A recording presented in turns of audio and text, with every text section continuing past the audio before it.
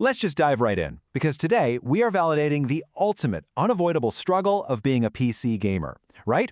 We all desperately want those stunning, hyper-realistic 4K graphics, but at the exact same time, we absolutely demand a buttery smooth 120 frames per second. Oh, and we want all of that without our rigs literally melting into a puddle of expensive plastic and silicon on our desks. It's the ultimate balancing act. So let me ask you, are you tired of constantly having to choose between visual fidelity and performance? Like, are you just exhausted by tweaking a dozen different in-game settings just to get a playable experience that doesn't look like a blurry mess? This is the core conflict of modern gaming, for sure.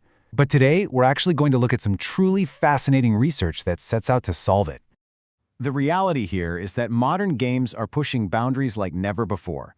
I mean, they demand massive GPU power, and because of this, players are forced into a really tough compromise. You either crank up the resolution to make a game look incredibly good, or you lower it to ensure stable frame rates and low latency so that the game actually plays well. To figure this out, here's our agenda for today's explainer. First, the performance and quality dilemma. Second, we'll meet the 3 upscalers. Third, building fair benchmark tests. Fourth, the 4-dimension ultimate showdown. And finally, how should gamers choose? Starting off with Section 1, the performance and quality dilemma, pushing GPUs to the absolute limit. Historically, real-time rendering demands have just completely skyrocketed. As graphical effects evolve, developers and players are desperately searching for a compromise, a solution that doesn't force you to sacrifice speed for beauty. And that leads us straight to the incredible source material for today. This is a highly comprehensive, strictly impartial master's thesis by Wenchen Lai from the National Taipei University of Education, published in July 2026. What makes this so special is that it sets out to finally solve this gamer's dilemma with cold, hard, empirical proof rather than just, relying on internet forums and anecdotal evidence. Moving right along to Section 2, meet the 3 upscalers, the heavyweights of real-time rendering. Before this fight even begins, we need to make sure we know what these technologies actually do. Super-resolution upscaling is essentially a practical compromise. Basically, it allows your game to be rendered internally at a much lower, way less demanding resolution. Then, using some pretty wild computational magic, it scales that image up to fit your 4K monitor. You get the performance boost of a lower resolution while maintaining the visual quality of a higher resolution. It's the ultimate win-win. Well, in theory anyway.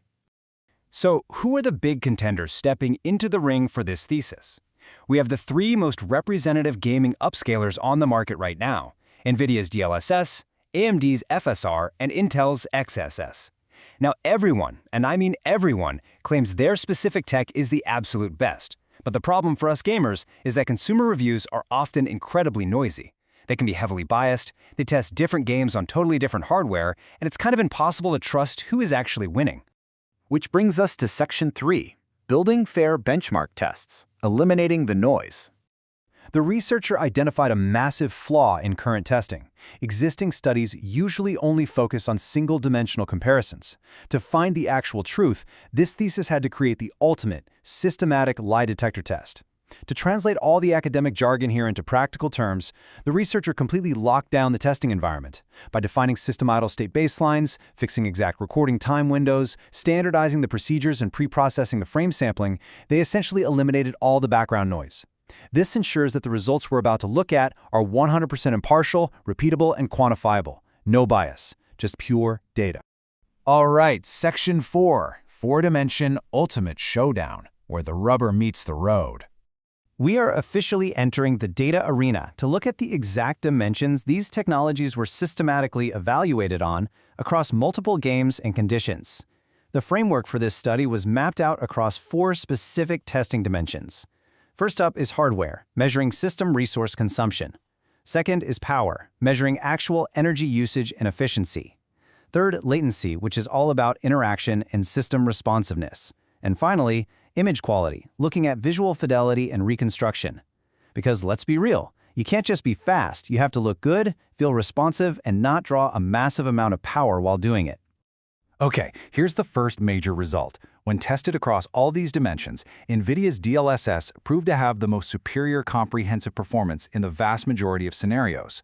The data showed that DLSS perfectly balanced excellent image quality, high FPS performance, and incredibly tight latency control better than its competitors.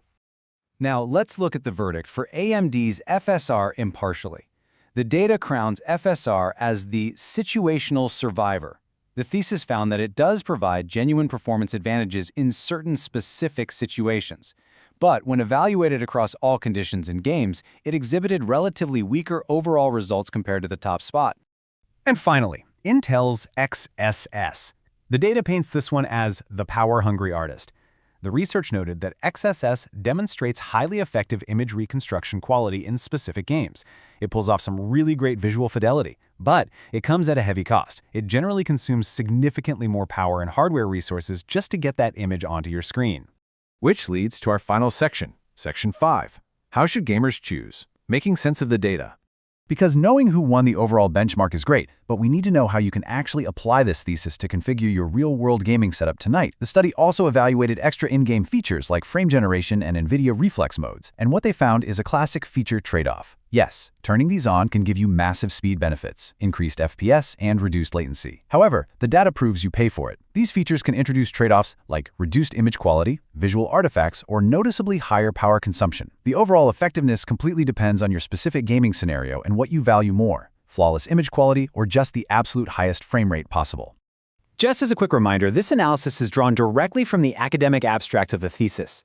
This isn't just some opinion piece. This is a rigorous, cross-game, cross-condition academic evaluation. It provides repeatable, systematic benchmarking methodologies that serve as an incredible reference point, not just for game developers choosing which tech to implement, but for gamers like us analyzing what to actually turn on in the settings menu.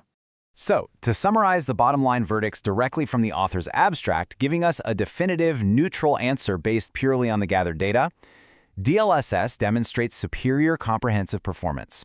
FSR provides performance advantages in certain situations, and XeSS generally consumes more power and hardware resources. We've eliminated the noise, we've looked at the 4 key dimensions, and we've seen the empirical data. So armed with this structured scientific knowledge about performance, power, latency, and image quality, what I want to know is, which upscaler will you be enabling in your next game?